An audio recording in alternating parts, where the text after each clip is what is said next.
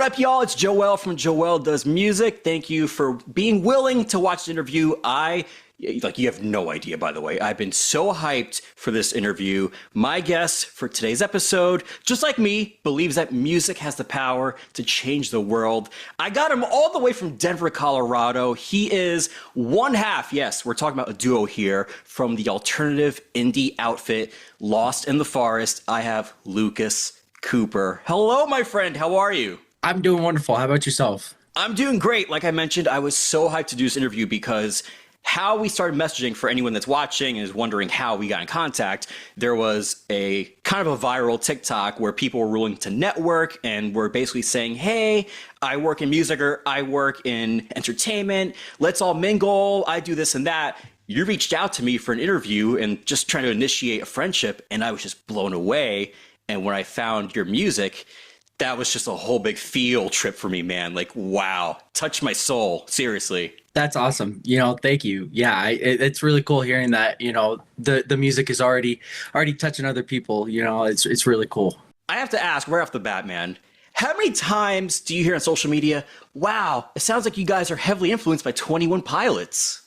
I haven't heard it quite a lot on social media as I'd like to, honestly, because I've listened to that band and they've been a huge influence on my music and everything for pretty much my entire life. So it's like when people compare it to that, it means a lot to me because I know how much heart and soul they put into their music. So it's like something that I've always looked into myself.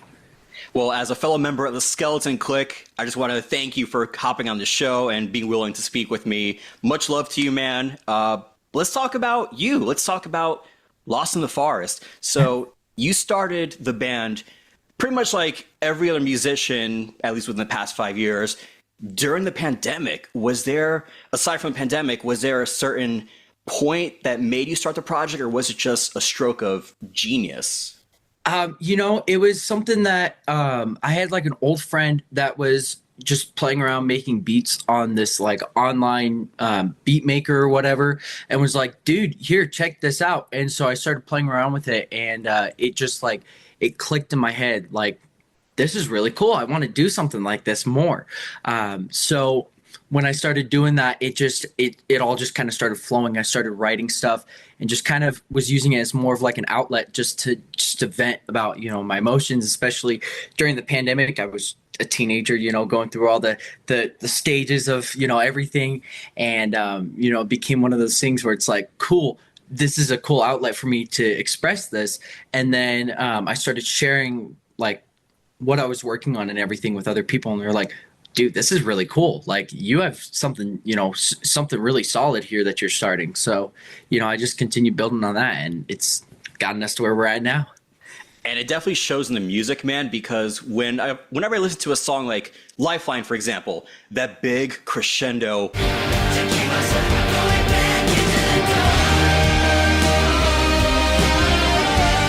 blew me away. But with your vocal delivery, Lucas, it sounds like Tyler Joseph. There's that sense of urgency, that sense of anxiety. It makes you think, oh my God, is brother okay? What's he going through? But it also connects with me as a listener because it shows, okay, like he's tapping into something personal. There's storytelling in the music. And quote me, you can correct me if I'm right, but there's definitely a heaviness into telling a story in your music. How important is that with your lyrics? It is everything to me. Every piece of art and words that I put out there and write, I always ensure that it's like the story is consistent. I always want to make sure that it's something that people are kind of be able to visualize. It's hard for me to visualize, like create a video or anything like that, just because my brain doesn't necessarily work in that sense.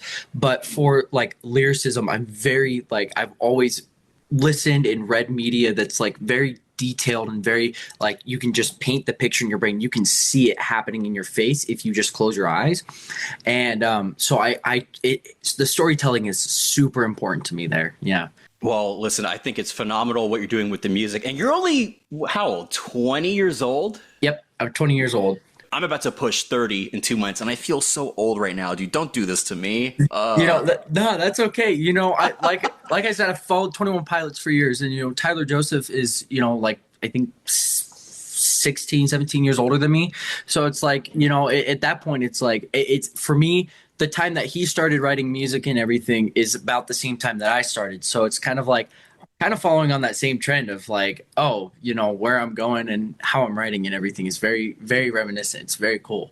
Oh yeah, absolutely. And Yeah. speaking of, a bunch of, I guess, flavors or so in the music, Denver, or at least like within the neighboring area, really diverse music scene from what I've heard. You have metal in there, you have indie, you have punk, EDM, jazz in there too. Lots of iconic venues around the area. Out of all those genres you could have picked, you went with indie. What gravitated you towards indie and alternative music? Like it's a lot of the music that I grew up listening to.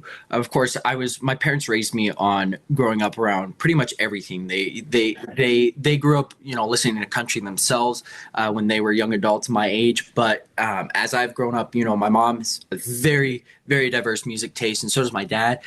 So I've grown up around all of that, and indie and alternative were really just the ones that really just kind of grasped my liking, and it just felt natural. So when I pick up like a guitar or anything, the music that I listen to is heavily influencing what I'm writing and everything.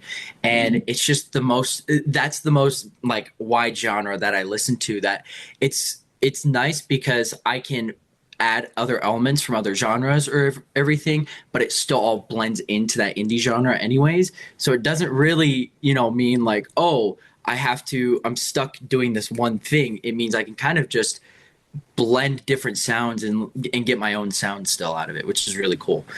No, I agree with you 110%. I feel like alternative music as a whole, it's kind of like a blank canvas. You can apply as many colors of paint as you want, and you can get so many results. I mean, if you want to incorporate shoegaze, go for it. It still kind of falls under the alternative umbrella. You want shoegaze, cool. You want grunge, go for it. If you want something that's a little lo-fi, indie pop leaning, somehow it still fits into the alternative umbrella. Like, there's just no exact definition, if you agree with me on that. Yeah, no, I completely agree. Yeah, that's one thing that I've always liked, because the bands that I've always listened to, they've always changed their sound depending on like album or just even different songs.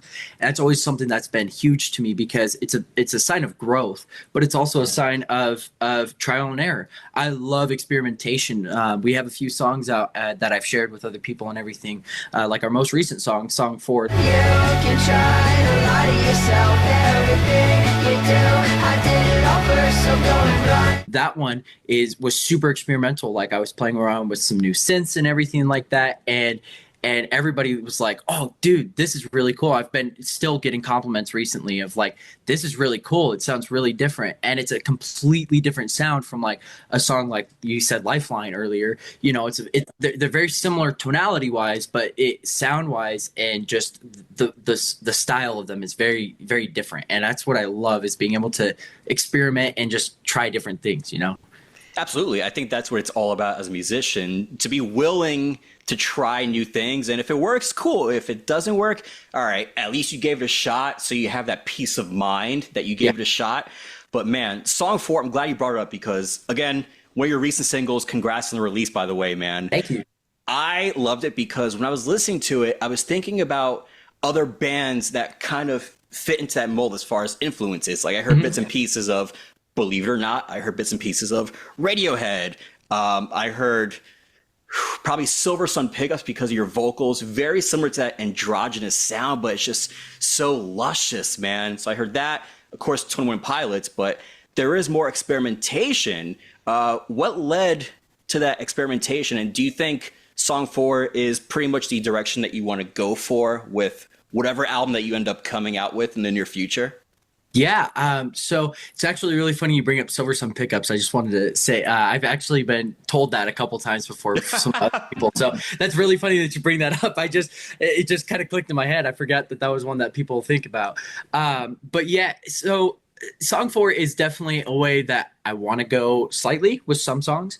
Of course, not every song fits under that kind of feeling, but a lot of the newer stuff, especially more recently, and I've said this. So when when we released Rest a year ago, I used to do Twitch streams and everything, so we had quite a good following on there when we released it. Is I told everyone, whatever comes next, we're going to follow down a little bit of a heavier route, and sound wise. So like songs like Icarus, and Come Home and Song 4, those three especially, are more closer to the vibe that we're going towards. We're getting pretty close to to finishing the new album that we have coming out soon. We're in the final processes of getting the mixes down and everything like that. But very much like throughout the album, you'll hear a lot of different like sounds like that and a lot of experimentation. But there's some deep cuts in there that are a little different too, that, you might not be expecting until you're listening. You're like, whoa, I wasn't expecting this shift into this, but it's going to be really cool. I'm excited to share it soon. Dude, I'm excited too. Do you have a possible release date in the works yet or no? Not quite yet. Possibly looking at September right now, but I don't want to give us a set date quite yet, just because things. I had a date in mind earlier this year, and then a bunch of things happened with life, so it kind of took a turn for the worse, you could say, but it's also been a turn for the better because it's given me more time to really flush out these songs and make sure that they're where I want them to be. So you've been working on this project, Lost in the Forest, for 5 years since the pandemic. And then you brought in who I think is just such a brilliant musician, Jake, into the fold 2 years ago. How exactly did he join the band, and what do you think he adds as far as the Lost in the Forest sound? Yeah, so it's a really funny story. Him and I, we became friends a couple years ago, and we didn't know too much about each other or anything. We were still in high school and everything like that. And then, I posted Lifeline, an acoustic version, the day that I wrote it, in June of 2023. And he texted me. He was like, dude, I really like the idea of this. I would love to jump on this song. So I started recording it. I went through so many different iterations of that song. Initially, it was an acoustic song because my Stratocaster actually had a broken string on it. So I couldn't play anything electric at the time. So I was very heavily writing acoustic. And then I fixed my Strat and I started recording it, and it immediately just came to life. And so he got on there and he threw in a bunch of just little details in the background, some little ear candy, as well as the lead line. So he is the lead guitarist. I can't play as well as he can with those lead lines. But yeah, he has been on Rest. Especially, he helped me really just glue everything together and find what needed to be on there. He's only on about half of that album, just because of where he came in. I was already, pretty much finished with most of it. But of course, those songs are all throughout the album. So it's not like one half is me and one half is both of us. It's all over the place. But on this one especially, him and I have started to really just flush out the sound that we've loved to grow from together. And he really helps pushing me, making sure that, this sounds good, or maybe this might need a little change in it, So he's pretty much like your I guess your sous chef in a way. He's helping you cook up these songs and kind of finalizing the ideas. If you're struggling with one, he'll help out to try to finalize whatever needs to get done for the songs. Yeah, pretty much. Dude, that is amazing. Again, you guys are both incredibly talented, so it kind of feels like that's a pairing made in heaven. Would you say that working in a duo now, originally you were on your own, does it make things a whole lot easier, or do you wish, I think we could add 2 more members, or would it be kind of a too many cooks in the kitchen situation for both you and Jake? Yeah, I've gone through the thought process of it. There was at a time before Jake was anywhere a part of the band, there was a time where there were actually 2 other members when I had started about halfway through between Jake and I meeting and everything and me starting the band. And it just didn't work out. Unfortunately, so it ended up just still being me anyways.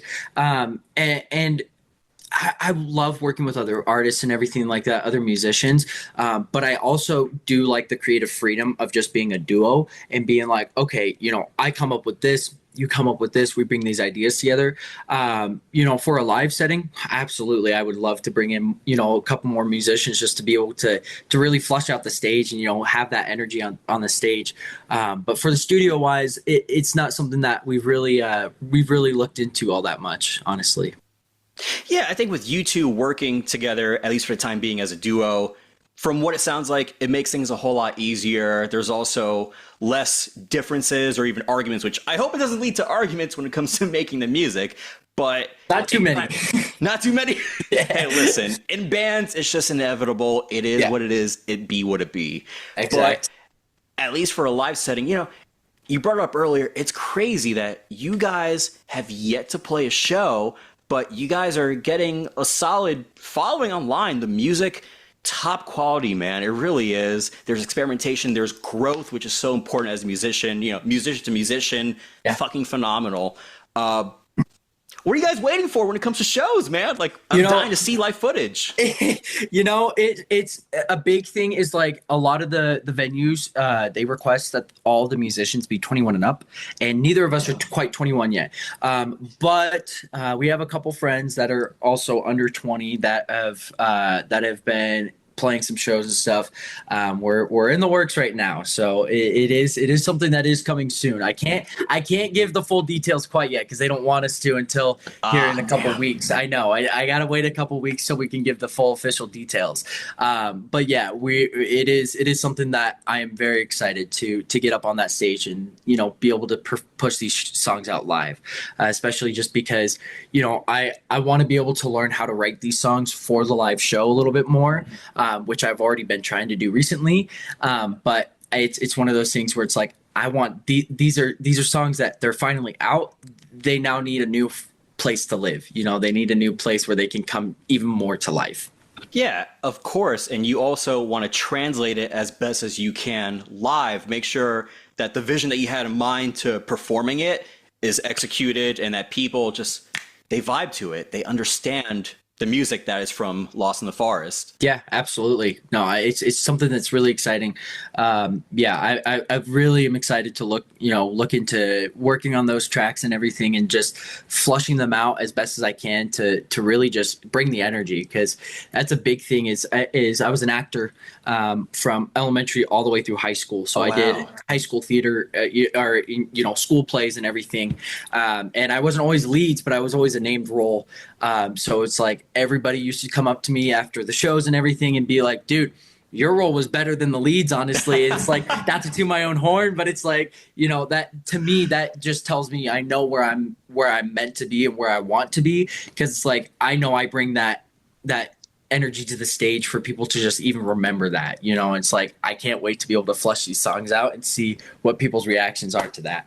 Yes, definitely. And listen, Lucas, I think from time to time you're allowed to kind of stroke your own ego a bit. It's like, all right, I kind of got it, but also just know that fine line between being humble and being egotistical. It's like, be humble about it, but also like, absolutely, be confident in what you're able to do, Yeah, no, 100%.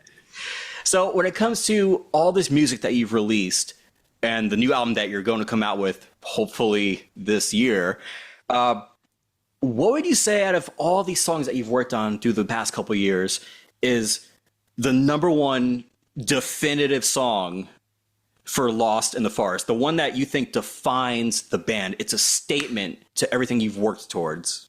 That one's a really tough one, honestly. I can't even lie. Just because all of the songs are very much like they're designed to be on there for a reason, especially like Tracklist wise. I put a lot of like thought into that and effort into, why is this going here? Why does this song go into this song, type of things. So like Rest, especially that Tracklist, just overall is honestly a statement in itself. Like that entire album is kind of like a, here we are, this is what we bring to the table kind of thing, and though a lot of those songs might not be like, they're not TikTok songs, they might not be the most like memorable melodies or anything, they're meant to be deep cuts for a reason. I wanted that to be like a, hey, this is what's going to happen, because, in 10 years time, if we have, 4 other albums out and it's like people are going back and listening to Rest for the first time, they're like, oh my gosh, how did I not know about this? Yeah. But I think really, honestly, the best definitive song, if I would have to choose it out of that album at least, would probably be Lifeline or Mesmerized, one of those two. Lifeline, personally, that was the first song that Jake and I worked on, and that was the first song where I was really like, yeah, this is the one, just because the way it starts is just so like, it's so kind of slower and just like really digging into it, and then it just breaks down into it. And when I made that breakdown, that was immediately after I recorded those guitars for the first time, I immediately went, oh yeah, I know where this song is going immediately. And that one is probably the one that I spent the most time like heavily making sure that one was set in stone the way it was. So that would probably be the one track that I pick. But out of anything newer, I personally, I would say Come Home, just because that one's my baby. That one's one of my favorite ones that we've worked on so far. But Jake and I would probably both say Icarus. That would be probably our most definitive one right there. Oh, dude. Well, all 3 of those songs that you mentioned, they're all great ones. Like, you can't go wrong with picking one. I mean, especially Lifeline, like you mentioned before, that breakdown in the end, that crescendo, it kind of brought me to Karma Police by Radiohead. Just at the end, it just builds up, and then that delay oscillates. That's what reminded me of. I was thinking, they freaking pulled a Radiohead. They pulled a Radiohead. Yeah, absolutely. Radiohead especially has been like a huge influence on a lot of the structure and flow of the songs. So it's like that song especially, like I didn't think of it initially, but then after we kind of were working on it, I was like, oh wow, this is kind of a Radiohead song. It is, but it's so good. And then when you bring up the track listing to Rest, where it just feels like it's all singular, it just feels one. Yeah. It kind of made me feel like I was listening to Peripheral Vision by Turnover. It's like it sounds like one long song, but the difference is that there's depth in there. There's emotion. Like, it takes you through this emotional journey. And that's how I felt with Rest. Like, the songs are very, at least to me, they felt different enough where I could identify what each song sounded like. And then by the end, I was just emotionally exhausted. I'm like, oh my God, I felt so many emotions, man. Seriously. Yeah. No, that's honestly the intention of it. Because this technically is my second album that I've worked on. The first album that I ever wrote and released under Lost in the Forest, that doesn't exist in media-wise anymore for anybody to access, just because it was very underproduced. It wasn't I was still very young when I recorded the vocals and everything. The way I look at that one is kind of like Tyler Joseph's No Fun Intended album, his solo thing. Oh, yeah. It's very similar to that. So most of those songs don't exist. There's 2 songs that were from that album that do exist now, that we released this year with our 1-year anniversary kind of release of it, which are Fade Away and In the Light. Those 2 are 2 of the first babies that I wrote, and those ones were very much like I wanted those ones to speak for themselves at one point or another. But yeah, the track listing for Rest, it kind of follows up what I did in that first one. So that first one was kind of like the story behind it is like you're up all night just kind of like dealing with your own thoughts, and like you can't really sleep. And then Rest is kind of the aftermath of that. So having to get up the next day and get through the day. So it's like you start off, you're kind of sluggish still, but you kind of have a little energy. You have to get yourself up and going, like Daydream, got to drink some caffeine to really get yourself going. Oh, yeah. And then like you kind of hit that peak with Mesmerized, where it's like, all right, cool, I'm feeling really great today. It's actually a good day for once. And then it kind of slopes off and you kind of start getting deeper into the day as you get towards that nighttime again. It's like, oh, I know what's coming up again, Wow, you put a lot of thought into this. I wouldn't have thought about any of this at all, like when it comes to my own music. But Yeah. You, my friend, you're a schemer and a genius.